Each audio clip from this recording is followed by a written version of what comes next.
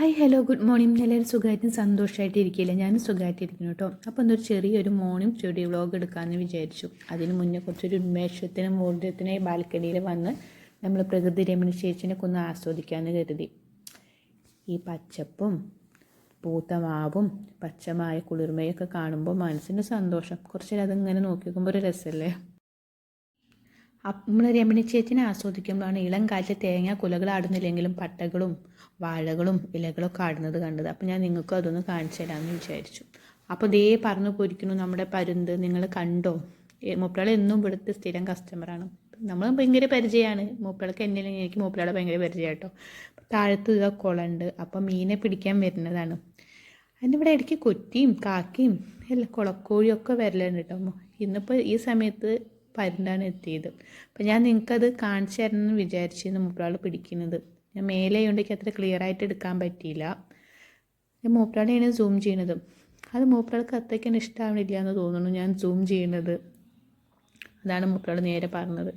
മീനെ പിടിക്കാനാണ് പോയത്, പക്ഷെ ഞാൻ ക്യാമറ പിടിച്ചെടുക്കണോണ്ട് അത് കിട്ടിയില്ല. അത് പോട്ടെ. അപ്പോൾ ഞാൻ ഇന്ന് പഠിക്കുന്നത് കേരളത്തിലെ ദേശീയോദ്യാനങ്ങളാണ്. എൻട്രിയിലെ ക്ലാസ് ഉണ്ട്. അപ്പോൾ അത് നോക്കിയിട്ടാണ് പഠിക്കാറ്. ആവശ്യമായ ലെക്ചർ നോട്ട് മാത്രമേ എഴുതിയെടുക്കാറുള്ളൂ. പണ്ട് ഞാൻ നോട്ടും ക്ലാസ്സും ഒക്കെ ഇരുന്ന് എഴുതിയെടുത്തിട്ടുണ്ടായിരുന്നു. PDF നോട്ട് വള്ളി പുള്ളി വിടാതെ എഴുതിയില്ലെങ്കിൽ മനസ്സിന് സമാധാനം ഉണ്ടായിരുന്നില്ല. അപ്പോൾ എല്ലാതും എഴുതിയെടുക്കും.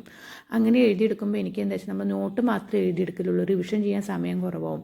പിന്നെ എന്താ വെച്ചാൽ ചില സമയത്ത് 2-3 വീഡിയോസൊക്കെ ഇടും. ചിലത് 1 മണിക്കൂറാവും, അരമണിക്കൂറാവും, 3/4 മണിക്കൂറാവും. അപ്പോൾ എഴുത്ത് മാത്രം നടക്കണോണ്ട് അതെനിക്ക് എന്തോ ഒരു സുഖമായിട്ട് തോന്നിയില്ല. അപ്പോൾ പിന്നീട് ഞാൻ എന്ത് വിചാരിച്ചു വെച്ചാൽ നോട്ട് ആവശ്യമുള്ളത് മാത്രം ലെക്ചർ നോട്ടായിട്ട് ഇങ്ങനെ എഴുതും. അത് കഴിഞ്ഞിട്ട് ക്ലാസ് ഒരു 2 വട്ടമൊക്കെ കണ്ടാൽ എനിക്ക് മനസ്സിലാവാറുണ്ട്. അത് ഈ നമ്മളെ ഈ കെമിസ്ട്രിന്ന് ഹിസ്റ്ററിയും ജോഗ്രഫിയും അതൊക്കെ അങ്ങനെ കുഴപ്പമില്ല കേട്ടോ. നവോത്ഥാനം കാര്യങ്ങളൊക്കെ. കെമിസ്ട്രിയും ഫിസിക്സൊക്കെ കുറച്ച് പാടാം. നമുക്കിങ്ങനെ അതൊക്കെ അത്യാവശ്യം കുത്തിരുന്ന് പഠിക്കണം. മാത്സൊക്കെ എനിക്ക് കിട്ടും. അപ്പോൾ ഇത് നമുക്ക് അശ്വതി മിസ്സാണ് എടുക്കുന്നത്. മിസ്സിനെ കുറിച്ച് പറയാച്ചാൽ മിസ്സ് നല്ല സൂപ്പർ ക്ലാസ് ആട്ടോ. മിസ്സിൻ്റെ ക്ലാസ്സിൽ എനിക്ക് ഇരിക്കുമ്പോൾ ഞാനൊരു ചെറിയ കുട്ടി 1-ലോ 2-ലോ ഇരിക്കുന്ന ഒരു കുട്ടിയുടെ ഫീലാണ് എനിക്ക്. മിസ്സ് 2-3 വട്ടമൊക്കെ കാര്യങ്ങൾ റിപ്പീറ്റ് ചെയ്ത് പറയുമ്പോൾ തന്നെ നമ്മുടെ മനസ്സിലാണ് പതിയും. പിന്നെ ഈ മിസ്സിൻ്റെ ക്ലാസ് നമുക്ക് പിന്നെ ജസ്റ്റ് ഒന്ന് വായിച്ചു നോക്കിയാൽ മതി. അപ്പോൾ തന്നെ നമുക്ക് മനസ്സിലൊക്കെ പതിഞ്ഞിട്ടുണ്ടാവും. അതാണ് എനിക്ക് മിസ്സിൻ്റെ ക്ലാസ് ഭയങ്കര ഇഷ്ടം. അപ്പോൾ ഇന്ന് മിസ്സ് എടുത്തത് നമ്മുടെ ദേശീയോദ്യാനങ്ങളായ ഇരവിക്കുളം, സൈലൻറ്റ് വാലി, പെരിയാർ അതൊക്കെയായിരുന്നു. അപ്പോൾ അതിൽ ആവശ്യമുള്ള കാര്യങ്ങൾ ഞാൻ ലെക്ചർ നോട്ടായിട്ട് എഴുതിയിട്ടുണ്ട്.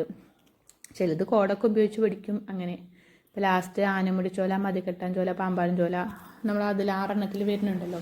അതിൽ ചെറിയ ട്രിക്കൊക്കെ എൻ്റേതായ ഒരു ട്രിക്കൊക്കെ. ഇതിപ്പോൾ ലാസ്റ്റ് ആനയ്ക്ക് പാമ്പ് മതി. അപ്പോൾ ആനമുടിച്ചോലയും പാമ്പാടും ചോലയും മടികെട്ടാൻ ചോലയൊക്കെ അതിൽ വരുമല്ലോ. പിന്നെ 23-ഉം 2003-ഉം പിന്നെ ഇടുക്കി ജില്ല അങ്ങനെ ചെറിയ കോഡൊക്കെ ഉപയോഗിച്ച് പഠിക്കും. ബാക്കി ഇരവിക്കുളം, സൈലൻറ്റ് വാലിയും പെരിയാറൊക്കെ ഞാനിങ്ങനെ കൊല്ലങ്ങൾ പഠിക്കാനുള്ള ഒരു കോഡ് ഉണ്ടായിരുന്നു. യൂട്യൂബിലൊരു സാർ ഇട്ടിട്ടുണ്ടായിരുന്നു. അപ്പോൾ 1-ന് T, 2-ന് N, 3-ന് M അങ്ങനെ വെച്ചിട്ടാണ് സാർ ആ ക്ലാസ് ഇട്ടിട്ടുണ്ടായിരുന്നത്. അതെനിക്ക് ഭയങ്കര യൂസ്ഫുള്ളായി തോന്നിയിട്ടു. എന്നെപ്പോലെ കൊല്ലങ്ങളൊന്നും പെട്ടെന്ന് തലയ്ക്ക് കയറാത്ത ആളുകളാണെങ്കിൽ അങ്ങനെ ആ ക്ലാസ് വെച്ചിട്ട് നമുക്ക് പഠിച്ചാൽ ഭയങ്കരമായിട്ട് എന്താ പറയുക, ഭയങ്കരമായിട്ട് നമുക്ക് പെട്ടെന്ന് മനസ്സിലാവും. അത് നമ്മൾ മനസ്സിലാക്കി പഠിക്കുകയാണല്ലോ. ഇപ്പോൾ ഇതിൽ തന്നെ ഞാൻ ഇപ്പോൾ ഒരു ട്രിക്ക് പറയാം. നമ്മൾ സൈലൻറ്റ് വാലി നിലവിൽ വന്നത് 1984-ലാണ്. അപ്പോൾ ഞാനുണ്ടാക്കിയ ട്രിക്കാണ്. സൈലൻറ്റ് വാലി പാലക്കാട് ജില്ലയിൽ സൈലൻറ്റ് വാലിയിൽ സൈലൻ്റ് ആയിട്ടൊരു വാറ് നടന്നു. അപ്പോൾ പാലക്കാട് ജില്ല സൈലൻറ്റ് വാലി നാഷണൽ പാർക്ക് അതറിയാം. സൈലൻ്റ് ആയിട്ട് വാറ് നടന്നു എന്ന് ഉദ്ദേശിക്കുന്നത് ഇവിടെ വാറ് എന്ന് പറയുമ്പോൾ വിക്ക് സാറ് പറഞ്ഞ കോഡ് 8 എന്നുള്ളത് Fഉം Vയും പറ്റും. പിന്നെ 6 ആണ് 4.